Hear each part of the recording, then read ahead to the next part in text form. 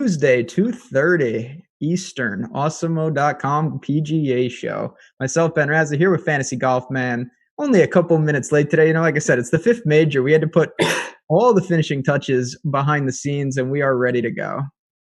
Yeah, we had to get the build up a little bit, fashionably late, but it's the best tournament of the year. It's better than the Masters, so I'm ready for it. Do you actually like this tournament? I love it. Are Really? you kidding? I think it's great. I mean, it's it's the deepest like Bernard Long or whoever, like holding down, or like club pros. So it's top to bottom great. I mean, it's a great course with a lot of volatility. I think it brings the short hitters into play. Unlike a lot of the other majors, I think it's got everything. I love it. Are you not a fan?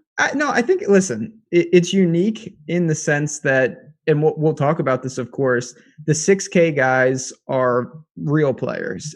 You can build lineups differently than any other week. The course is a little gimmicky to me. That's my one, I don't want to say pushback. I don't love the course. I don't love Sawgrass.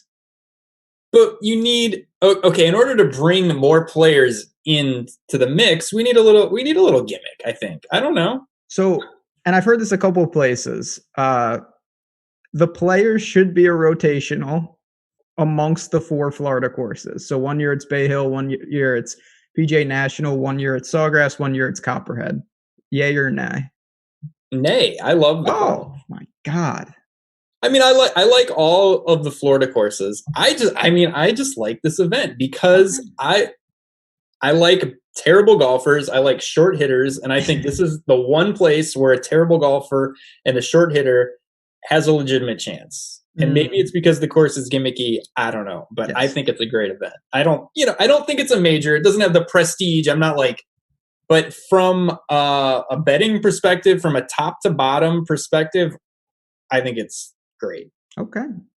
Hey, listen, I mean, it's hard to argue about, in the betting market, it's wide open, of course.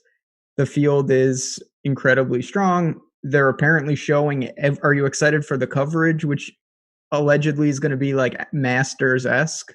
Yeah, the Masters really kind of raised the bar and, really and forced everybody's hand. So yeah, that should be great. We're getting better coverage. Yeah, I mean, I think it's all good, man. This is the flagship event. I kind of like Shot Tracker, though. I mean, I'm a weird person, obviously. There are times like there'll be a game, like in a college basketball game on TV, but I'll still just like slow squeeze the box score. Like that's the ultimate sweat. I'm not sure I want to see every shot, even though, of course, it's nice to have that option. Oh, I love Shot Tracker. I mean, it's amazing. It's like reading a book. Like you get to kind of visualize it the way that you want to see it. Like you have the pertinent information, but it's like you get to kind of make some stuff up in your head. So it's like reading a book about what I'm all about.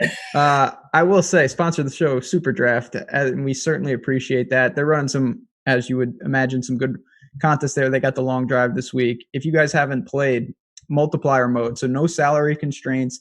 Basically, the way it works, you've got guys like Rory at 1x, Rahm at 1x, and it goes up from there. So those lesser-known golfers, you're going to get like a 1.5 multiplier on them.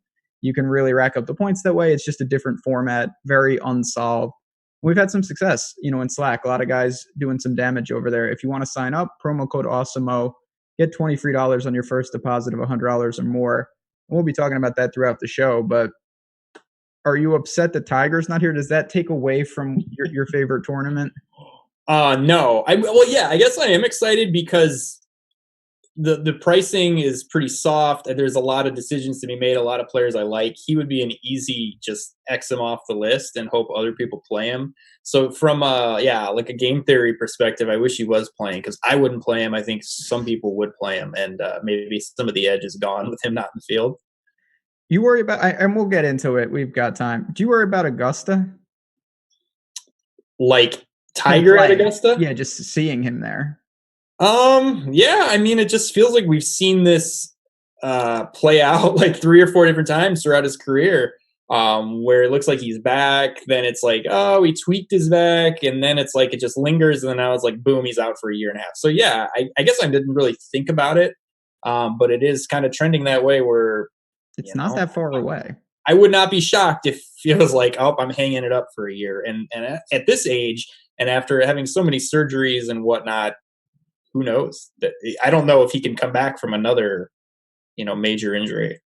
Yeah, we'll have to wait and see. That's all we can really do. But we've got plenty. Everyone else is here. Lee Westwood's not here. But other than that, everyone you could imagine is in this field. Sawgrass, as we talked about, gimmicky track. I'm not going to get into it. Go ahead. Talk about your course.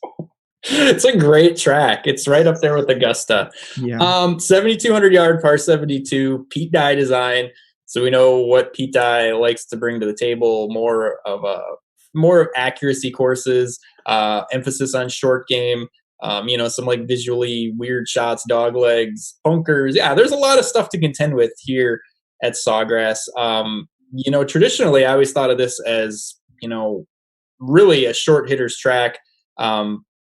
But, like we've talked about every week, the game just seems to have evolved and all the great players are longer.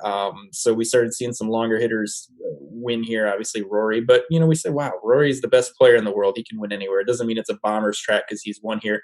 I mean, I think if you look at the layout, it looks and plays like a short hitter's course, but all the best players are long. So obviously some longer guys are going to do well here. But, I mean, I think, as we go farther down the line, some of the cheaper guys where course fit comes more into play. I think it plays into the hands of guys like Russell Knox and guys that play well at places like Harbortown, places like Colonial. Not that I'm playing Russell Knox, but, it gives those guys a chance at least. There's a lot been talked about how the event moved to March and how that favors the longer hitters. Maybe a little bit, but I mean, Jim Furyk was right there last year, 50-year-old Jim Furyk. So, I'm still with, hey, the best players in the world are long, and that's why you're going to see a lot of long hitters at the top of the leaderboard. But this track gives every chance in the world to the shorter guys as well. I agree. I mean, listen, I've said this, and I'm going to keep saying it. When Rory or Rahm or DJ win a tournament, I don't think, oh, man, you got to be a bomber. I'm not saying that helps or hurts, but when they bring their A game, it really doesn't matter. Now, you take an extreme course like Heritage, I kind of throw that out. But for the most part, those guys can get it done anywhere. And then there's the other side of it. You have some guys like Webb, dare I say, that honestly, when he brings it, he can get it done on most tracks, even ones that don't suit him. Looking at this course objectively, though, I mean, we've seen, Ricky and Siwoo and Webb and guys like that get it done. And like you said, Rory won, but Furyk was right there. Sneds has been in it. There's a ton of guys that you can point to, and Pete Dye specialists can get it done at this track. Of course, there's water, there's bunkers. What we've seen, the only other thing I want to get to on the course, and I would assume you would agree with this, you don't think it's going to play as hard as Honda or Bay Hill, do you? No, I mean, I haven't looked at the forecast. Obviously, if it's super windy, then yeah, but no. I mean, the last 2 weeks, that was like U.S. Open style golf. Great. I loved it. And great. I got called some bad names by a guy on Twitter. I know, man. Times are tough on the interweb. I didn't even think it was like an argument. Like, I'm like, this is obviously better than anything else we see. Somebody disagreed. But yeah, unless the wind gets up or there's some crazy conditions, no, I don't think it should play like it has the last couple weeks. And it generally is not that difficult of a track. I mean, we've seen it play super hard, but that involves some environmental factors like it getting dried out or it being super windy. But under normal conditions, yeah, pretty middle of the road track. A lot of volatility though. And that's the thing. Listen, we're still in Florida, and I know Ty Hatton was mega chalk last week and he won. And I'm not saying that can't happen, but the volatility with these courses is something you keep in mind. And I think that what fleshes it out, you look at so many guys' course history here, and it's all over the place. They got missed cuts, they've got wins, and it's like, wait, why? And that just comes with the territory. Some guys like Sergio apparently don't need the volatility here, but for the most part, you're going to get some weird performances when you can rack up one hole. I mean, look at your boy. I remember this distinctly. Russell Knox on 17. That was a couple of years ago now. I mean, he had, I think it was 3 or 4 in the water, and that can happen. Yeah, he was right there. I think that was Saturday on 17. It was Saturday, definitely. And I was like, this is it. Finally, Russell Knox week. And yeah, it's similar to the Honda. It doesn't play as difficult as the Honda, but there are some huge numbers out there, and especially on 17. I mean, you hit one loose shot and you're in the water, and then you're going over to that weird angle, drop area. That's not an easy shot, and you hit another bad shot, and all of a sudden you're out of it. And I think, like you said, you see that in the course history. You see that, Rory, it took him a while to even make the cut here. Then he finally figured the place out. DJ, it took him a very long time, and he started kind of trending in the right direction. Bubba never has figured this place out. He never will. And I mean, I remember, DJ the last couple of years has gotten better, but I remember a few years ago when it was like Bubba and DJ combined had like 15 starts here, and nobody finished inside the top 25 in any of those starts. It's definitely a place, there's a lot of volatility, and I think it's definitely a place some guys, it takes them a while to get the hang of. That's what I mean, and that's why it's a course that, of course, I'd like to see my guys play well at, but I think just playing is really important. Getting some reps here, and for the big names, I don't worry about it too much. So let's jump into it. We've got Rory leading us off. No surprise there, 11-7. We got Rahm, we got JT. Then there's a slight gap because Tiger's not here. So I'm going to group them into a big three. Those are the top guys on SuperDraft. Basically, DJ's up there. But what do you make of Rory, Rahm, and JT? You can easily play two of them in the same lineup with the way the pricing falls. Yeah, I mean, it's really easy to play stars and scrubs because there's really cheap options all the way down to 6K. I mean, what do you say about Rory at this point? 4 straight top 5s to start the year. The ball striking has been amazing in all of them, so it's not like it's been some fluky finishes where he was hot with the putter. I mean, the guy's flushing it all over the course. Yeah, I mean, it's same boat as last week. He just seems, miles ahead of everybody else and safer, even though this is a volatile course. To me, easily the best play. He's $700 cheaper than Rahm. He's going to be owned, but I don't know if he's going to be as owned as he should be. Just the way that he's playing, he has a win here. He has 3 other top 10s. I love him. So we'll kind of put it between Rahm and JT. I'm obviously going to go to JT as my second choice. I've been hitting the ball well. He had the one bad showing at Riviera where kind of everything was wrong. He had an awful putting week at Sony, but he struck it great. And then the other events, I mean, the ball striking was great. T6 in Mexico where the ball striking was good. T3 at Waste Management, the ball striking was good. Good at Tournament of Champions. So if it's between Rahm and JT, I think I would prefer JT.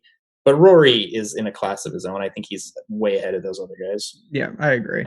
And we'll see about the ownership. Last week, there were some unique factors. Rory was in the right wave. He was significantly better than the next guy, in my opinion. This is not that. And he was astronomically owned. Now, he's paying everyone off week after week, so it's hard to imagine he's not popular. Of course, he's going to be. But you have other options. I would lean to Rahm over JT. That's kind of no surprise there. I thought that Rahm should have won last year. Do you remember that when he called off his caddy in the bunker? He just went directly into the drink. Yes, and I mean, part of that is the reason why I prefer JT over Rahm. I mean, it's more of a technical course that requires some thought, some patience, and I don't know if I trust all that with Rahm. I mean, Rahm and JT, very equal, comparable players. I said this before, I just prefer JT's, wedges, short game, course management a little over Rahm. Yeah, I mean, listen, we say this every week, and it's never as true as it is this week. All these guys, they bring their A game, they're going to win. If they all bring their A game, Rory's going to win, but that's neither here nor there. These guys are incredible. The next batch will work down. We've got Brooks.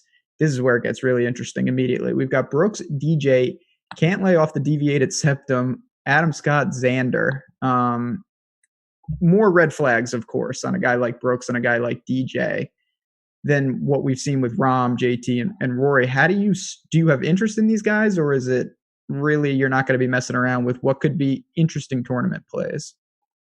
Yeah, I mean, Brooks, I don't think I can go there with him. DJ hasn't been bad, but it's just, if you look at the underlying numbers, just gaining a couple strokes off the tee and on approach, but nothing that's really like wowing you. Just kind of been mediocre play out of him. I think from this range, I would prefer Cantlay. Just a great, well-rounded game. Was really good the last time we saw him at Riviera. or Xander at 9,400. Just kind of, he seems like he's simmering, 24th, 14th, 23rd, 16th. The ball striking has been good. Not as much last week, but I just think he's got the total game, and we've seen him very close. So those would be the two guys I'd prefer above 9,500. You don't worry. I'm not going to call it a long layoff, but we haven't seen Cantlay in a couple weeks because of that's something with your nose, right? For lack of sounding like a jackass here. Yes. I don't. Okay. I don't know what happened to it. I know something. He's been fantastic. But we've seen. Not to cut you off, but when he came back on the scene, we saw him have long lays. He wasn't playing that much at the beginning of like his comeback. So I don't know. It seems like he might be used to just taking a couple weeks off and being fine. That's exactly what I was going to say. He had back issues for a long time, and he would take there was a time where he was barely playing, and every time he'd show up, he'd be fantastic. So I have no problem with him. Webb is going to be incredibly popular again. He had maybe the best performance I've ever seen around any tournament when he won here with the short game. That was truly, we'll never see something like that again. He gained 14 strokes with the short game. Do you have interest in a popular Webb? We know the course fits. He's playing great. 9,200 or no? I think it was the last winner I hit. He was god awful in Mexico. Like, I don't know what happened, but he was really, really bad. And I don't want to make too much of that because it's a good fit for him here. He's kind of like that elite short hitter, like the one guy who on a short track and an accuracy-based track maybe has the advantage on some of these other guys. But he was so bad in Mexico. I don't think I'm going there. Plus, I just prefer – I think Xander is just – way more of a likely winner than him. And then at 9,100, I love Bryson. I think everyone's going to love Bryson. Yeah. But the numbers have just been amazing. Like, the guy is just off the charts. Last week at Bay Hill, gained 10.6 off the tee and on approach, where he was fourth. Runner-up in Mexico, where he gained, another million, 8.3 strokes in Mexico. Riviera, he was fifth. He is just dialed in. I guess the other thing I forgot to mention, is pricing came out early this week. So anyone that played well last week is just by default underpriced because that's just not, the pricing came out before. I don't even know. It might have been before Bay Hill even started. But so all these guys that played well are underpriced. He falls into that boat. He's going to be popular. But I don't really care because it's 3 weeks in a row of just the numbers have been amazing. And listen, I know a lot of people don't like Bryson, but boy, do I respect. He's just like, you know what? I'm going to put on all this muscle. I want to just dominate off the tee. He is dominating off the tee. He gained 7.2 strokes off the tee at Bay Hill, just off the tee. That's insane. That's Rory-esque, Hovland style. And everything else, it's not like it's there's other weaknesses. His short game's not immaculate, but it's not like it's bleeding strokes. When we get to someone like Morikawa, that'll be what I reference. The guy I want to, because I look at Bryson 1.05x on SuperDraft. That's a tough sell when you have Rory right there. What do you make of Tommy Fleetwood, who had his made cut streak broken? That's going to happen in Florida here and there. Do you go right back to him, or is it just Bryson all day?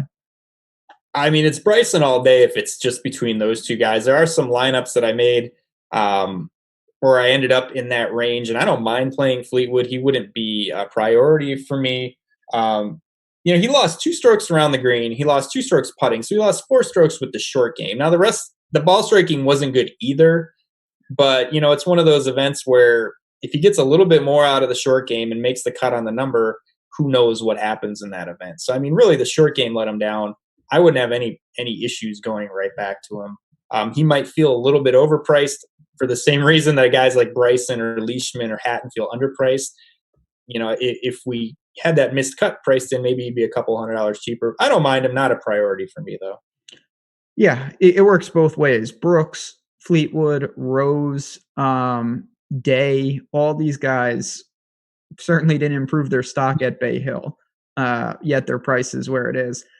Let's get into Rose and a couple other guys. So we got leading off the 8K range, Ricky, Decky, Rose, Sanjay, Patrick Reed. to me, this is murderer's row. This is absolutely loaded. How do you prioritize it? I think I may maybe on the other side of the fence for you here. Yeah. I don't want to give away who I like in the low eights, but there's guys that I like in the low eights that I would prefer over these guys. I mean, look, Sung Jae, obviously the guy's a stud and playing amazing. I have no problem with him. Decky was good last week, not great. I don't mind him at 8,800. The ball striking cooled off a little bit. He was T56, but a good, well-rounded game for here at Sawgrass. Good short game, which is important, I think. This is another place where I don't know if you can just go totally all in on ball striking. A guy like Corey Connors, because you're still going to miss the green even in good conditions. I think it's just the way the course is set up with odd visuals and dog legs and stuff. You're going to have to scramble a little bit. So I like that about Decky. He would be my target in this range. He cooled off a little bit. Maybe seems a couple $100 more expensive than he should be because he's coming off the T56. I like him the best in the upper 8K range, but I think I'm opposite of you. I don't know if I'll have a ton of any of these guys, which is probably wrong. If we're on different sides of the fence, I guarantee that my side is wrong. But listen, I know that, and I like Paul Casey too. I'll get right to it, but I'm not getting. I got Ricky ahead of him. I got Decky ahead of him. I have Rose ahead of him. Rose in particular. He actually didn't play bad last week. He lost it all with the short game. He lost 5.6 strokes putting, gained 2.8 with the irons, and that is a welcome change. I know that's not a great number, but he had lost in 3 consecutive tournaments going into that. This was the first game tee to green in a while since the Hero, actually. That's a positive sign. He's not going to be even remotely popular when you look at Decky sucking up the ownership, Sun Jae. And then the one guy we didn't mention, and he honestly I feel like might be closer for you than me because he's playing well, Patrick Reed. He just won in Mexico. Are you kind of indifferent to that play, or is it still not a priority? Yeah, not a priority for me, but obviously 15th last week, very good. One in Mexico, very good. The guy is a prolific winner, so if he's on and he's in contention, he can close the door. Don't have a problem with him. Probably not going to be a target for me, though. Okay. Yeah, I don't have a strong take on him either. I don't think he'll be too popular. He'll be modestly owned. Play him when needed. I was going to try to frame this a good way. I'll just ask you. Do you have any interest in Jason Day? Absolutely not. Okay. No. I'll say this. If there's one guy who, and I know this is true because he's done it, that can withdraw and then the next week compete and be fine, it's him. But I'm pretty skeptical. I may have a couple of shares, but man, that's a tough ask, withdrawing with the back once again. Yeah, and he hasn't been, it's not like he's been playing great and then he went through and it's like we're just foaming at the mouth to play him at a low ownership. Just really not that good. And the times that he's been okay, it's been a lot of short game. The ball striking just hasn't been great. So no, I'm not interested in all a day. So you alluded to this. We got Sergio, we got Usti. I don't know if it's those two. It's probably these other Jagaloons. We got Woodland, Casey, and Finau. Who's the guy? I bet Casey. I still got him at 50. He was 66-1 at one point. I got him at 55-1. Is it him? Is it someone like Woodland who we know has good history in the Florida swing? Or is it Finau who's kind of under the radar here? Finau was just god awful last week. So bad. I don't know what happened. For a guy that has like 400 top fives, I've never been on one of them because every time I play him, he's awful. No, it's Casey and Woodland. I love both of them. They're really like similar plays. If you look at the underlying numbers, Woodland 8,300. He was 8th at Honda. Ball striking was phenomenal. He gained 10 strokes. 12th in Mexico, where he gained 7.5 strokes. Not a great course history. Doesn't seem like a prototypical Woodland course, but we've always talked about this. He's a guy that plays well at shorter courses or courses that make you club down. So, one of those guys where I don't know if I really care about the course history too much. It doesn't seem like a great fit, but I could see it working, and the ball striking has been so well. I'm definitely on board at 8,300. Paul Casey, pretty much the same boat at $100 cheaper. 11th in Mexico, gained 7 strokes. 37th at Riviera, where he gained 8 strokes with the ball striking. So those two guys, really similar numbers. I like both of them here just as much as the guys a couple $100 more expensive in that upper 8K range. Yeah, listen, I get it, and I think they're fine plays. More cash to me than GPP. Not to say that I won't have them in tournaments, but I think they make the cut, and I think they play well. There's some more boom bust though. Particularly, I mean, Usti's the ultimate boom bust. He's been playing awful. I don't think we really need to spend a ton of time on him because you know what you're getting. If you want to play him at low ownership, you can roll the dice. If not, you're probably not going to get burned too often. And then there's Sergio, who has played this event forever. He makes the cut forever. Not playing great, but it seems like he comes here and he just gets it done every year. Yeah, I mean, he loves this place. I don't know what to make of him. It's just we haven't seen that.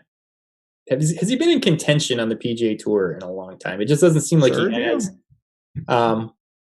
I don't know. I think he's a good kind of. You mentioned cash game play for guys like Woodland and Casey. I think he would be a decent cash game play. I just don't know. I don't know if I can see him contending. The numbers have been okay, not great. The course history is great, but seems like a good safe play. I don't know if I could see him contending this week though.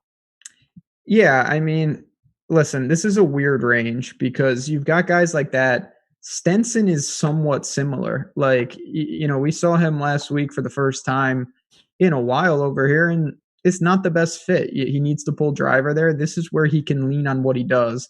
Clearly, he's not going to gain a ton off the tee. He's going to do it all with the approaches. This is a much better fit, and the course history bears that out. Do you like the Iceman in Stenson at all, or all those shares just going to who might be the most popular play of the week in Colin Morikawa? Yeah, I mean, I don't like Stenson this week. Morikawa is amazing. I mean, we're going to have to deal with the ownership, and if I'm pivoting, I guess there's other places I'd go besides Stenson. I mean, I don't know what to say about Morikawa. Last week, just gained an obscene amount of strokes off the tee and on approach, 14 and a half. I mean, that's going to be like one of the best performances of the year, all year. You're not going to see somebody strike the ball like that many times this season. And I tweeted about it while the tournament was going on. The guy, week in and week out, literally every event this season has gained anywhere from like 2.5 strokes with the ball striking all the way up to 14. Most weeks it's in the 6 to 8 range. I mean, you know, we talk about guys that can't putt, guys like Connors, guys like Grillo. It doesn't matter. He's hitting it so well. It literally doesn't matter that his short game is bad. He's like world class right now. Yeah, I love him. I would pivot to Benny On over Stenson, but it's going to be tough to get away from Morikawa with the way he's hitting it. Yeah, he hasn't missed a cut ever, basically, since he's turned pro. He's been automatic. I think he's very cash viable. He gains, and you just mentioned this, it's not just with the approach. It's not just off the tee. It's together. He has gained off the tee and an approach in every single event this year. Now, the short game's bad, and I do think that the timely scrambling prevents some bigger finishes. Certainly, though, at this price range, you're going to expect him to make a cut and probably be just fine. In tournaments, though, in the Millie Maker, listen, you want to roll the dice with a lot of water, anyone can get cut. There's no doubt about that. The other thing about Morikawa specifically, and I don't know if this is sustainable, he makes more eagles than any guy I've ever seen. It's literally unbelievable. He had 2 more at API. He had 4 at Waste Management. That's just dumb. So outscoring his placement, which is even more important. And then you mentioned Benny On. Did you look at his stats from last week?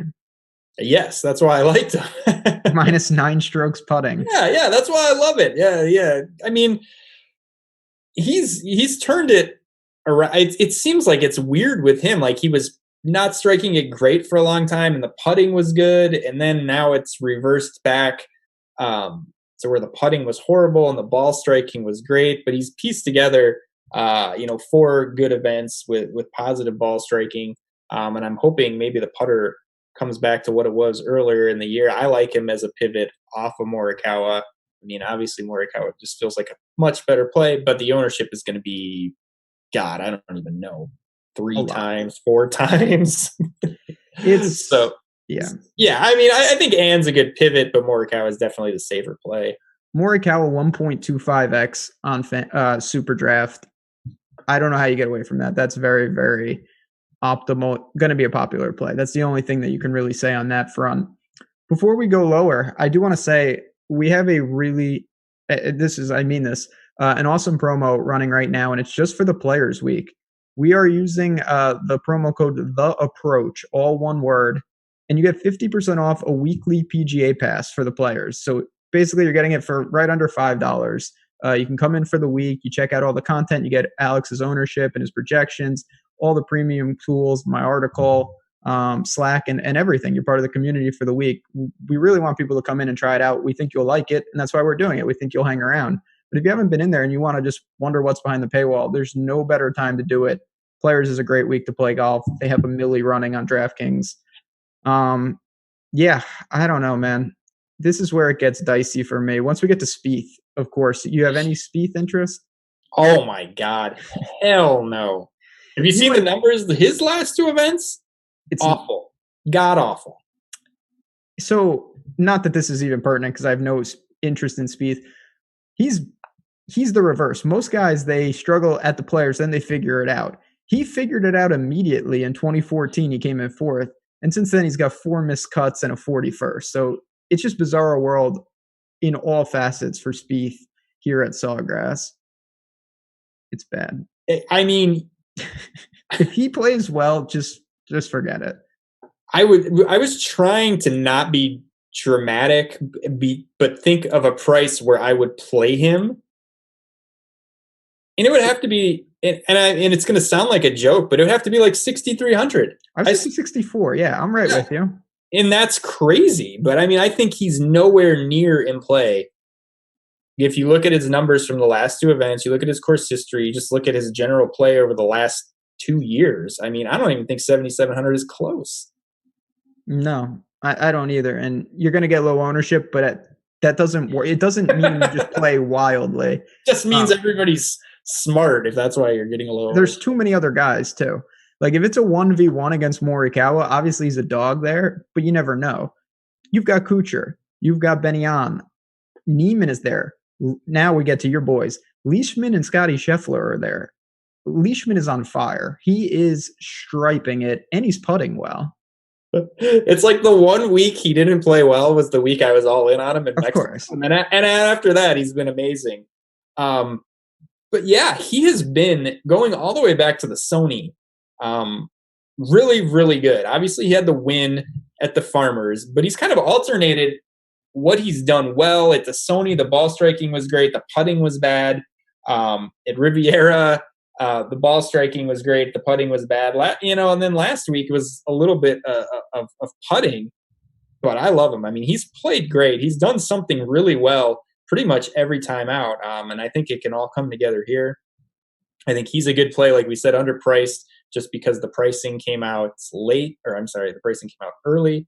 And I don't know what you say about Hatton at 7,400. I mean, he seems significantly underpriced. Have you looked at his numbers? I know he has the win, and he was 6th in Mexico.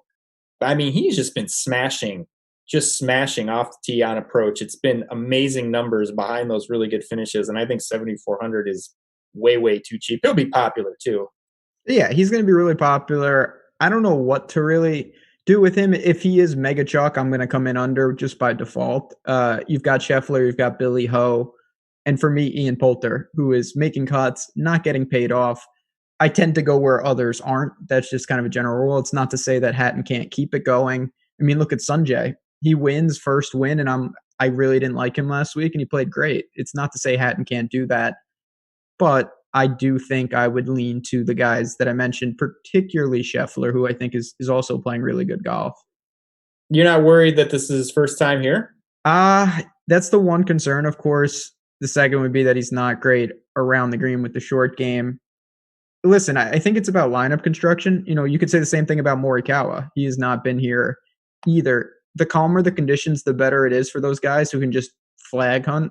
If it becomes more of a grind, that's going to be a problem. So I'll build some lineups with that in mind, and I'll build other ones where I use guys like Poulter, anticipating maybe it plays a little tougher, a little windier, and experience weighs a little more. I hear you. It's, it's weird. I feel like there's a lot of guys that you think are going to be chalk, but it's like they can't all be chalk. There's 20 guys that feel underpriced, and I don't know if all these guys are going to be mega chalk like we think they are. I mean, so it's like major pricing. Millie maker pricing is always softer. But there's just a lot of good plays, and I think it might be a little more spread out than we think. There's something to that. And obviously, behind the paywall and tomorrow night, we'll be talking more ownership-based when we get those projections.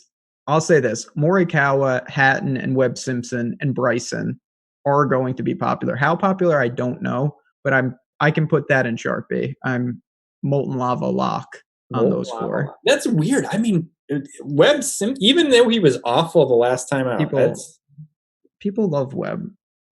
I don't. I never play him. And outside of the win, the course history is really listen, I've been wrong before. I just said molten lava lock, and now 2 minutes later I said maybe I'm wrong. But I hope he is, because he's like the only one. He's the only one I'm not going to be on. So I'll just be like Chalk City. But yeah. I mean, listen, we'll have to see. Last question, maybe the most important. If you had to play one, would it be Spieth or Phil? Phil. Okay, wow, man, you really don't like Spieth. He's been so bad. So bad. Spieth or Lee Westwood? So do I think Spieth gets to positive negatives? Yep. Numbers? Yeah, it'd be a toss up. I think Spieth could hold his own through those 36 holes and maybe get you like 15 points. Just let's correlate those lineups. Working down, we got more guys that we have to talk about. We've got Kisner, Fitzy, EVR, Harris English, who is just automatic right now. Your boy Sneds, who dark horse winner, he can come out of nowhere. I don't think that's crazy. And then another one who is going to be popular. It's Chalk Burger Week, no doubt about it, at 7,200. Yeah, definitely seems really, really underpriced. Coming in off of 3 straight top 10s. And probably his best finish was last time out at Honda, where the ball striking was really good. He's a Florida guy. I think everything lines up really well for him. I think Honda is a pretty good just correlation to this course. Not quite as difficult as Honda, but fairly kind of similar layout. So yeah, he's going to be super popular. He's one of the mega chalk guys where I wouldn't mind having none of. I mean, I don't know. I think Burger? Yeah. You're such a hater. No, you don't. No, come on. You know me. I love Burger. I'll say this. I think Ryan Moore is a really good pivot, though. Ryan Moore and I don't want to take and weigh this too heavily, but he went bogey free on Sunday. Really played well. Kind of guy that can handle a track like this, no problem. Going to be a fraction of the ownership at 7,200. I think he's a very interesting pivot. And then if you want to go the other way, your guy Sneds, who can kind of come out of nowhere, can get crazy hot with the putter. Those are options if you want to go elsewhere. See, now this is a Sned spot that I like. Mm-hmm. No one's going to play him. Nope. He's cheap. Yep. It's a good course for him. I think everything lines up good. I don't like Sneds when he's 10K and the whole world's on him at like Wyndham or something. But I mean, this is a great spot for him in a stacked field where you'll get him at a couple percent ownership. I think it's a really good Sned spot. And I'm with you on Moore. Anywhere that's good for Sneds is also good for Ryan Moore as well. Both really good pivots off of Berger, who's going to be like mega chalk. Harris English, I don't know. He's like getting it done every single week, but the numbers just don't look very good, which scares me. He's got an awful course history. Holy shit, he's got a really bad course history here. 1, 2, 3, 4, 5, 6 straight miscuts. That's really funny. Yeah, that's disturbing. Like if you're just looking at form, you're just looking at finishes, looks great, but the numbers aren't good. And yeah, he'll be popular. I have no interest in Harris English this week. No, neither do I. I had no interest in him going away. His irons are not great right now. Give me Fitzy, give me Sneds, Berger, Ryan Moore. Does Matthew Wolff break 78 this week? Oh my God, the shade. Are you kidding? Don't hate on Wolff. He's really, thank God, my power rankings, I think I would have went Wolff, Hovland, Scheffler, Morikawa. And I think it's the opposite right now. Just flip it upside down and it's perfect. Yeah. Thank God Norman Jong is not around for me to insert in my power rankings. So I had him wrong too. Sad days. I don't know what's up with Wolff. I have no interest because I don't think it really matters. He's not going to burn me too many times. Answer's the one I'm most worried about. I don't like the spot per se. He did gain across the board. He was good in his lone start here at the Players last year. I believe he came in 12th. Do you have a take on him? For me, it's Ryan Moore Burger if I'm at that exact price. Yeah, not a strong feeling about Answer. He was. How did he do last week? He was not good, right? Answer last week he was 56th. Oh yeah, he made the cut and then did nothing. You know, on the weekend it was Maverick. I don't want to go off on a tangent, but Maverick, he should have made that cut and he did not, and it really hurt. What he was cruising, right, and then he made like triple on 18 on Thursday, right? Yep. And then he did not bogey 9, which was his last hole on Friday. Spoiler alert, he bogeyed 9. Him and Noren down the tubes again. That was just that was a weird tournament. I went all in on the AM stack. So did I. And it was, I think it was a little over a stroke difference. The problem is that's just, you still have to pick good players, and guys can still come out of the other wave and play well. So the advantage really, it looked good on paper afterwards, like, oh yeah, we had a stroke and a half advantage, but listen, it really wasn't that much. You needed Hatton. He was so popular. Weeks like that make it very difficult because I did not get overweight on him, and that's neither here nor there. Anything else in the low 7s before we get into the loaded 6K range? Never going to say that again, though. No, I think I'm good on 7K. God, Sam Burns almost gave me a heart attack, though, last week. I'll just throw that out there. I finally jump off the train, and it's just like birdie barrage to start the event. Everyone holding those first-round leader Sam Burns tickets, and then no dice. Good. And then Matt Every that was the full experience with Matt Every. But going into the cheapies, we've got a guy that you've put me on, and I played him last week, and it's actually pretty nice. Taylor Gooch is just solid. Now I got lucky, I think, in a lot of ways because he gained 5.5 strokes putting. His irons were not crisp, and that's certainly what I was banking on.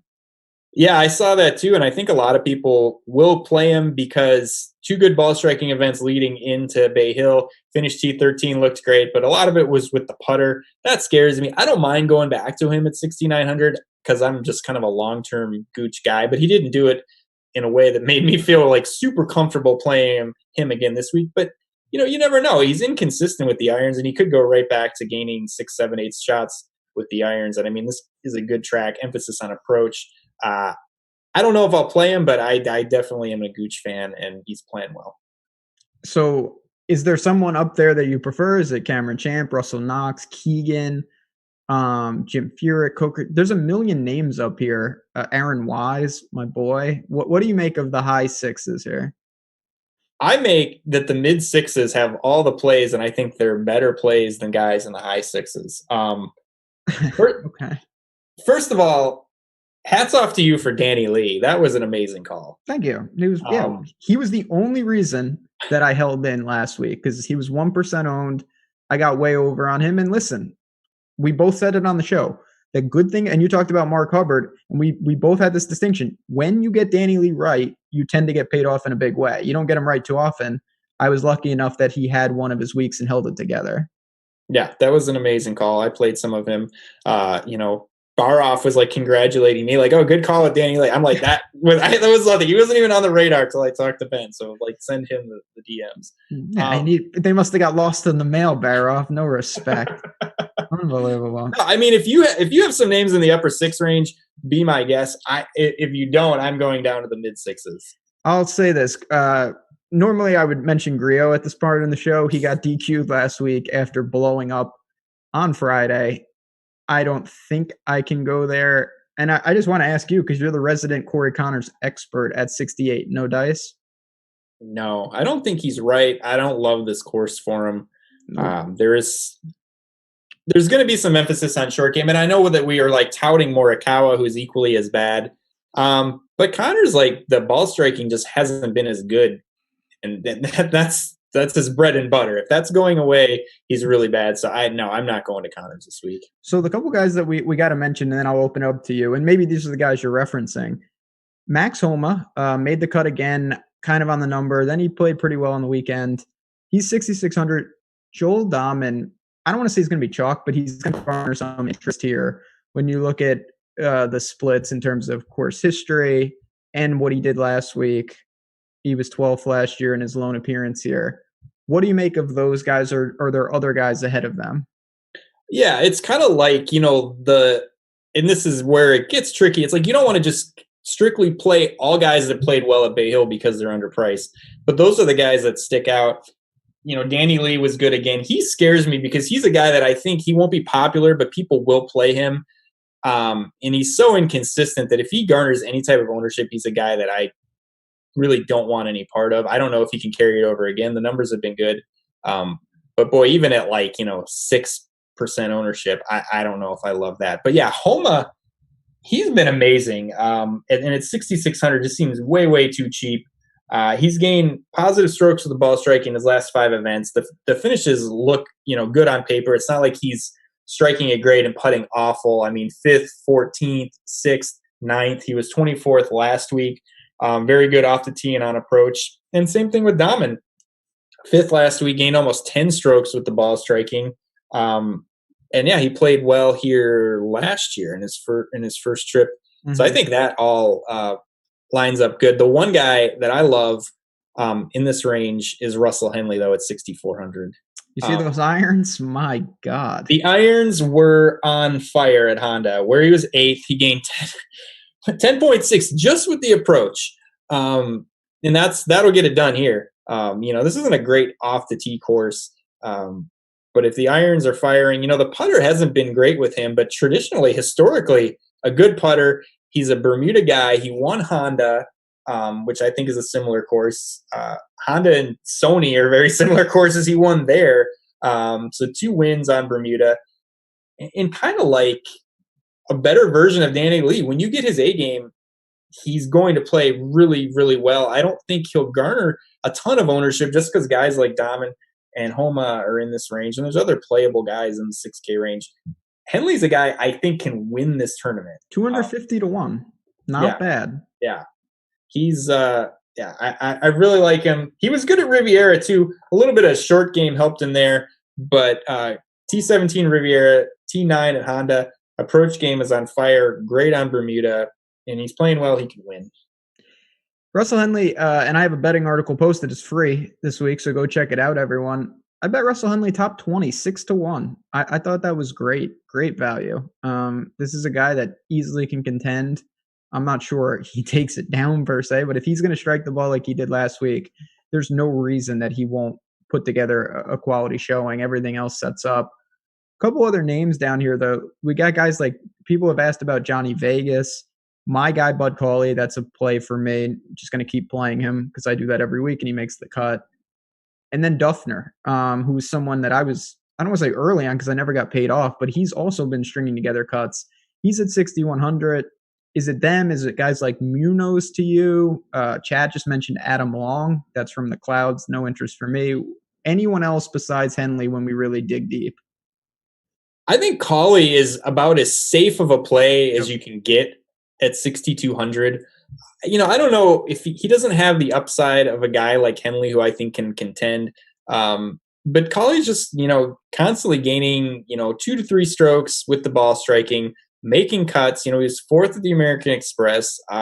You're just not going to find that kind of numbers out of a guy for 6,200 consistently over 4 or 5 weeks playing well. Not a ton of upside, but I just think a good safe play for 6,200. I would much prefer to find the $200, just get up to Henley. But yeah, don't mind Bud Cauley at all. I think he'd be fairly popular. I mean, we're not talking about massive chalk, but I think I've seen his name kind of bounced around a couple times. And I mean, I think at the Stone Min, you can play Jimmy Walker at 6K. So I wanted to ask you about that because a friend of the show, Justin, he just dropped in the 3 names that I think you want to talk about at flat 6K. We got ZJ, Charlie Hoffman, and Jimmy Walker. If you could play one, it would be Jimmy Walker. I think it would be Jimmy Walker. Really good last week at Bay Hill. The ball striking was good. And then he was good at Honda. He was T21, positive ball striking. Good course history here as a runner-up, as a T16, a T15. Not the same player that we saw, 5 years ago where he was like a Snedeker type, a winner. We won a lot of events in, a couple-year period. Major. Yeah, what a major. Just didn't seem to recover from the Lyme disease, and a lot different golfer than he used to be. He used to be long off the tee, kind of wild. Now he's poor driver of the ball, better irons. But, I think for flat 6, he's been good the last 2 weeks, and he has a good history here. I don't mind him at all. I'd prefer him over ZJ. I don't know. He just seems – it's a decent course for him, but I don't know. We just haven't gotten too much out of him. Hoffman's more of a wild card, I think, in a GPP. Maybe a better play than Walker. Walker seems like a kind of a safe play at 6K. He could definitely get you like a top 25, but Hoffman's a wild man, and he plays well. You could see him in the top 10. I don't know, but he's a lot more boom or bust than a guy like Jimmy Walker. That's something that we'll talk about more tomorrow, but that's how I see it. Like, if you're in the millie and you're going pure upside, to me, it's Charlie Hoffman, because there's an outside chance that he can get in the mix. If you're going for safety, for me, I would just go get Bud Cauley. I don't see any reason not to do that. You've got Henley. Munoz I'm indifferent to. If that's your preferred guy, I think that's fair. Probably not mine, though. I just prefer those other guys, and it'll depend on what type of lineup I'm trying to build. There's so many ways to build, just to tie it all together. You can start like Rory and Rahm if you want, and a couple guys down here, and you're just fine. Or you could start with like Bryson, and you could end, in the mid 7s if you wanted to, no problem. So there's just going to be a lot of ways to construct really, I think viable lineups. Yeah, it's, the major style pricing, the Millie Maker style pricing. I think they entice you into wanting to make a lot of lineups. They want people that, aren't making lineups every week to be able to make good lineups. And that's why the pricing just isn't super, super tight, super restrictive. But yeah, you can go any number of routes this week and have 6 good players in your lineup. Who did you bet? I bet Henley. I mean, it's did you? Okay. Oh yeah, Lock City. I just like it. I think it lines up well. I love long shots. Just the way that he's played the last 2 times out, the irons, and then the 3 wins, 2 of them at shorter accuracy Bermuda tracks. I think if he gets it all going, he can contend here. So yeah, and I think this is just a good place for long shots. We've seen some elite players win here, but we've also seen some kind of Siwoo Kim guys. The volatility, the water, all that stuff just it helps out some of the long shots, because you're going to have some of these favorites rinse a couple on 17 and miss the cut. That's just how the nature of this event, Gimmick. I love it. I need all the gimmicks I can get. I mean, give me a windmill and a clown's mouth, and I would be down for that. They have that. It's at Trinity Forest Golf Club. We'll see it soon enough.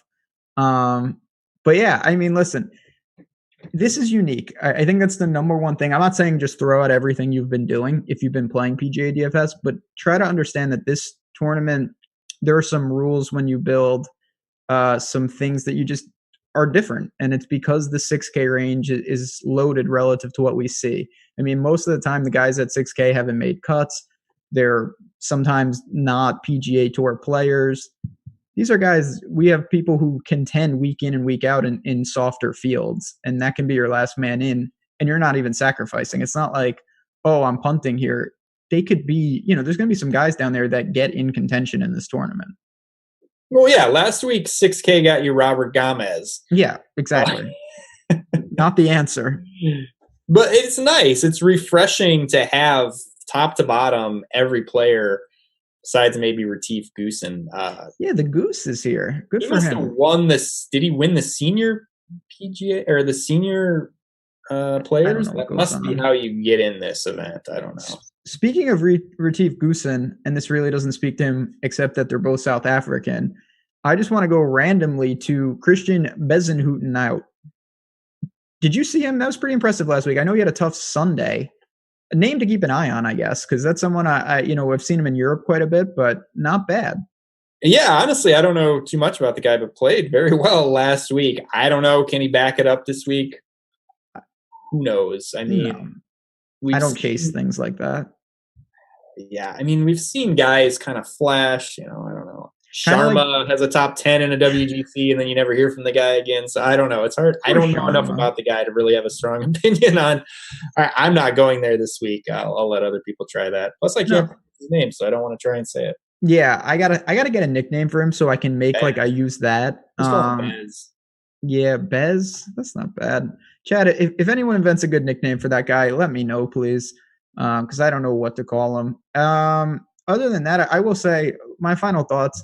And listen, it's not a one size fits all. I'm not going to say don't play Danny Lee, but guys like that, I do think there's some caution where it's not just a plug and play. Oh, they're playing well. They played well at Bay Hill. They're going to play well here. These courses in Florida, they can change wildly. They can change rapidly. The field is different. A lot of things are different. The conditions are going to be different. And we'll speak to that tomorrow night.